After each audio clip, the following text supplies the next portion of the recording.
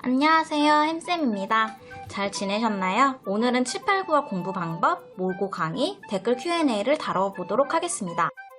저는 7, 8, 9월 모의고사 강의를 들었었는데요. 이 모의고사 강의는 말 그대로 강사가 만든 모의고사를 푸는 강의이고요. 문제를 풀고 그에 대한 해설을 듣는 강의로 진행되고 있습니다. 모의고사 강의의 장점은 시간 절약이 가능하다는 것입니다. 이전에 여러분들이 이론 강의 들으셨을 때처럼 오래 안 걸려요. 3, 4시간 정도 걸리고 배속을 돌리면 2시간 이내에 끝나게 됩니다. 하반기가 시작되면서 마음이 타고 강의를 듣지 말까 싶으시겠지만 강의 듣는 시간이 이전 이론 강의 때보다 2배 이상 줄어들게 됩니다. 그만큼 혼자 공부하는 시간을 강의 안 듣는 시간보다 더 늘리셔야 되겠죠. 이제부터는 순공 시간을 최소 8시간 이상 확보하셔야 됩니다. 늦게 시작하신 분들은 더더더 하셔야겠죠? 저는 다음과 같은 순서로 진행했습니다. 먼저 강의 계획서를 보고 모고가 올라오기 전에 그 부분만큼 미리 예습했어요. 수능 모고 준비했던 것처럼 내가 공부를 먼저 하고 이걸 모고로 확인하는 느낌으로요.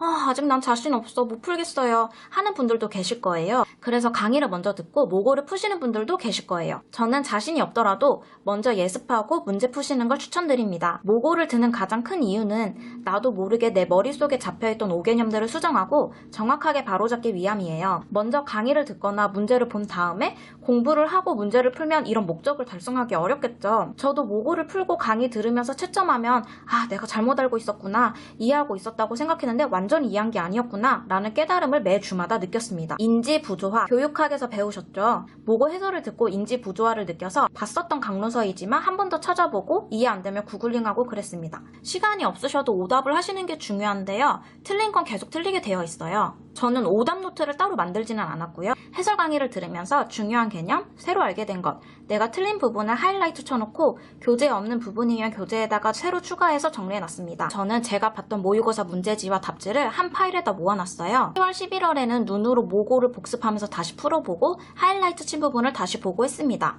모의고사 강의를 들으시면 첨삭을 할 거예요. 이 첨삭을 잘 활용하셔야 되는데요. 첨삭을 진행하는 주가 따로 있어요. 강의 계획서를 참고하셔서 적어놓고 첨삭을 진행하는 주의 모의고사는 시험 시간보다 10분 짧게 설정해 놓았습니다. 그 시간을 꽉 채워서 문제를 풀고 답안을 작성했습니다. 중요한 건 피드백이에요. 피드백 온 거를 잘 읽어보고 보완할 점은 꼭 보완하셔야 합니다. 그러면 첨삭을 진행하지 않는 다른 모고 때에는 어떻게 했는지 궁금하실 것 같아요. 평소에도 문제를 풀 때는 진짜 시험 시간보다 10분 짧게 시간을 설정했습니다. 대신 그 시간을 다 꽉 채우지 않고요. 제가 다 풀면 바로 해설 강의 들으면서 채점했습니다. 첨삭을 보낼 때에는 진짜 시험지를 제출하는 것처럼 논리 있게 완전한 문성으로 완성해서 실제 시험 답안 양식에 적었습니다. 글씨도 다른 사람이 읽을 수 있게 신경 썼고요. 만약에 글씨를 이상하게 써서 평가원이 그걸 식별하지 못하면 그 답안에 대한 온전한 점수를 받지 못하게 됩니다. 때문에 실제 시험처럼 연습할 때에는 글씨를 다른 사람이 알아볼 수 있게 연습하는 것이 중요합니다. 평소에는 따로 답안지에 쓰지 않았고요. 모고 문제지에다가 바로바로 답을 적었는데 키워드와 간단한 문장으로만 답을 썼습니다. 제가 실제로 작년 시험 봤을 때 받았던 시험지인데요. 글씨체 신경 안 쓰고 간단하게만 적어져 있는 거 보이시죠? 평소 모고 풀 때 답을 이렇게 썼어요. 이렇게 해서 다른 사람보다 시간 절약이 많이 됐고 그만큼 혼자 회독수를 늘릴 수 있는 시간이 확보됐던 것 같습니다. 시간이 없어서 모의고사 강의로 고민하신 분들도 계시는데요. 저는 하시는 걸 추천드려요. 그래야 문제도 계속해서 풀어보고 연습할 수 있습니다. 모고 대신 기출 분석을 할까요? 하고 댓글을 남겨주셨는데요. 이전에 나왔던 기출 푸는 것도 물론 중요해요. 대신 정말 시간이 없다면 기출 문제는 손이 아니라 눈으로 푸신 다음 답안을 확인하고 부족한 부분이나 수정할 부분만 따로 적어 놓으시면 시간이 좀 더 확보되지 않을까 싶습니다. 제가 했던 것처럼 모고 푸는 것도 횟수를 정해서 진짜 시험처럼 시간 채우고 답안 완벽하게 적어보고 나머지는 시간 풀로 채우지 않고 간략하게 적어보며 푸는 것도 시간이 좀 더 확보되실 것 같아요. 제가 말씀드리고 싶은 건 어떤 방법이든 시간을 조금이라도 확보하셔서 공부하시는 게 중요한 포인트입니다. 마지막으로 저는 다른 강사를 듣는 분과 모고 스터디를 했습니다. 서로 모고를 교환해서 풀어보는 것이었는데요. 이것도 풀 때 시험지에 간단하게 답을 적어보는 형식으로 풀어서 시간을 많이 사용하지 않았어요. 제가 들었던 강사가 다루지 않은 부분들 혹은 강조점이 다른 것들을 파악하면서 교재에 정리하며 단거나 했습니다. 저는 제가 불안해서 했던 거였는데 지금 되돌아보면 꼭 해야 된다까지는 아닌 것 같아요. 시간 여유 되시는 분들만 고려해보시면 될 것 같습니다.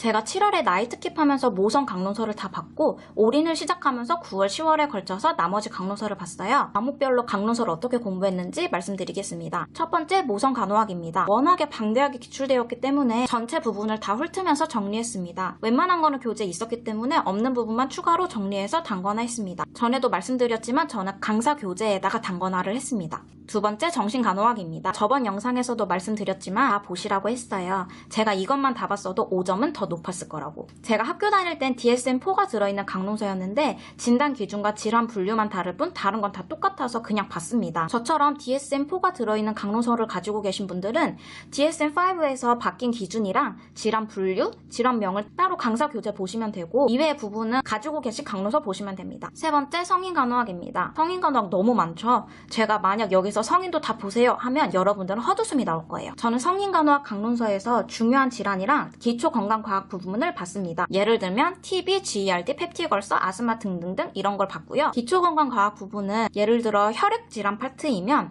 ABGA, 혈액검사 수치, 혈구의 역할, 지혈의 과정 등 진짜 기초 부분만 봤습니다. 사실 이건 임상 계셨던 분들이면 기본적으로 다 아시는 부분이라 엄청 공부하지 않아도 스무스하게 공부하실 수 있을 것 같습니다. 네 번째, 지역사회 간호학입니다. 저는 잘 이해가 안 되는 부분만 강론서를 봤습니다. 특히 역학 부분이요. 근데 강론서를 봐도 이해가 안 되더라고요. 도서관에 있는 지역사회 간호학 모든 출판사별로 다 봤는데 소용이 없었어요. 사실 지역은요, 강사 강의를 수십 번 들어도 이해가 안 가실 거예요. 정확한 개념을 모르고 그냥 강론서 표현대로 읽으면서 강의하시는 분들이 많아요. 강사에게 질문했는데도 이해가 잘 되지 않으면 스스로 찾아보시는 방법밖에 없습니다. 저도 질문을 했었지만 답변이 저를 100% 이해시켜줬던 답변이 아니었기 때문에 혼자서 열심히 찾아봤어요. 역학은 네이버 검색을 했을 때, 그리고 여러 모형은 구글링과 영문 논문을 봤을 때 오히려 이해가 잘 되었습니다. 물론 사람마다 다를 수 있으니 본인이 스스로 본인을 이해시킬 수 있도록 모든 방법을 써보시는 게 좋습니다. 다섯 번째, 학교보건입니다. 학교보건은 따로 강론서 없이 지역 강론서에 포함되어 있는 걸로 알아요. 사실 학보는 강사 교재에 있는 건강검사 규칙이랑 항목 등등 결국 법령이 다잖아요. 그래서 굳이 강론서 안 봤어요.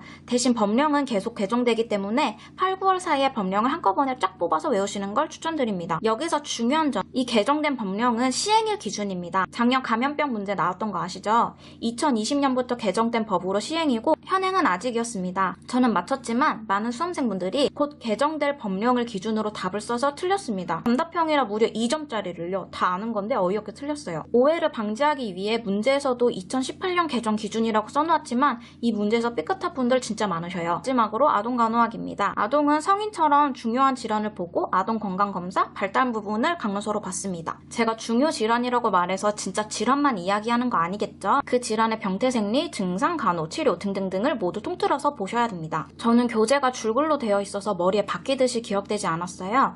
그래서 구글링하면서 엑스레이나 증상 사진을 찾아봤습니다.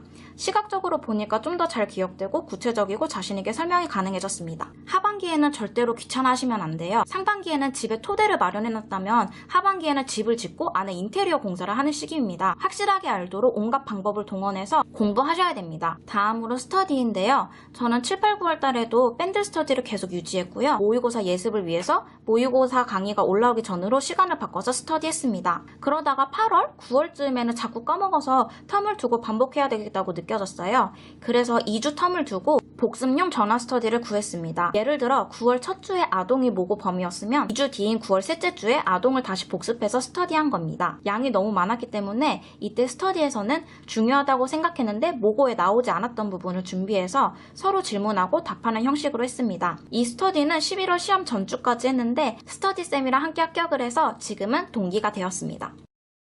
다음으로 짬내서 하는 댓글 Q&A 2.5탄을 준비해보았습니다. 첫 번째 질문입니다.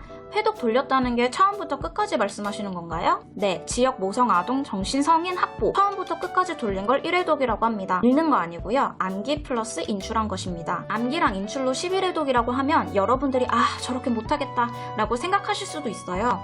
그런데 제가 저번 영상에서 말씀드렸듯이 1회독부터 잘 인출이 됐던 게 아니에요. 키워드와 중요한 부분 인출로 시작됐다가 회독이 늘어나면서 점차 완성된 문장과 논리 있게 인출이 가능해진 겁니다. 제가 해내기 때문에 여러분들은 더 잘 하실 수 있을 겁니다. 다음 질문입니다. 암기만 하는 중이에요. 인출은 아직입니다. 방금 말씀드렸듯이 완벽하진 않아도 계속 말로 인출하시는 거 연습해야 합니다. 인출 없는 암기는 빠르게 잊혀질 수밖에 없어요. 첫 영상에서 말씀드렸듯이 평가원을 설득시키게 답변을 풀어내는 게 임용이에요. 그렇게 하려면 인출을 하셔야 됩니다. 모고에 힘을 쓰면 되지 않냐고 여쭤보시기도 했는데요. 모고는 인출이 되어야 풀 수 있어요. 인출 먼저 반복하시고 그걸 모고로 확인하는 느낌으로 가시는 게 좋습니다. 다음 질문입니다. 이제 막 시작해서 스터디 구하는 게 스터디원에게 패키칠까봐 고민돼요. 본인과 비슷하게 회독 돌린 사람을 구하면 될 것 같아요. 지금 시기에는 재수생 아니고서야 회독 몇 번 돌린 사람 거의 없어요. 의외로 하반기에 시작하시는 분들도 많고요. 회독수가 많이 차이 나는 거 아니면 선생님께서 열정을 가지고 열심히 하시면 전혀 폐가 되지 않습니다. 저도 하반기에 회독수가 다른 사람보다 많은 편이었어요. 함께 스터디했던 분들이 다 회독수가 저보다 적었지만 열심히 하시고 보는 관점이 다른 것도 있었기 때문에 폐가 되었다는 느낌 전혀 없었고 오히려 서로 돕는 스터디 느낌이었습니다. 걱정하지 마세요. 다음 질문입니다. 어떤 카페가 정보가 많나요? 임용 카페가 굉장히 많은데 카페마다 특정 교과가 많다고 합니다. 보건에 한해서 말씀드리면 다음에 있는 한마음 카페가 보건 임용생들이 많고 정보가 많다고 합니다. 카페 얘기에서 갑자기 생각난 팁 하나 말씀드릴게요. 공부 안 될 때 한마음 카페에 올려진 교육 관련된 뉴스를 읽어보시기 바랍니다. 읽으면서 현 교육 현황을 파악하고 교사로서의 마음가짐도 생각해보고 내가 교사라면? 이라는 질문에 답해보시기 바랍니다. 이건 나중에 2차 면접을 준비할 때 도움이 많이 됩니다. 저는 공부가 안 될 때나 화장실 가서 많이 봤어요. 오늘은 전 영상에서보다 제가 말이 좀 빨랐다고 느껴지셨나요? 가면 갈수록 여러분들의 시간은 더더더 소중하기 때문에 최대한 영상 시간을 단축시키고자 했습니다. 너무 빨라서 이해하기 힘들다 혹은 그래도 느리다 하시는 분들은 유튜브 설정에 배속이 있으니 그걸 활용하시면 될 것 같습니다. 백지 쓰기에 대해 기대하셨던 분들이 있으셨을 것 같아요. 오늘 언급 안 한 이유가 있겠죠? 7, 8, 9월에 저는 백지 쓰기 안 했습니다. 10월에 했고요. 10월 공부 영상에서 말씀드리도록 하겠습니다. 사실 오늘 답안지 작성 요령까지 다루려고 했는데 7, 8, 9월 공부 방법 설명하다 보니까 시간이 오버됐어요. 다음 영상은 답안지 작성 요령과 함께 제가 작년에 시험 봤던 답안 복기 자료를 함께 보여드리도록 하겠습니다. 여러분들 모두 하반기에 스포트를 내서 공부 불태울 수 있도록 건강 챙기시고요. 저는 다음 영상에서 뵙도록 할게요. 안녕히 계세요.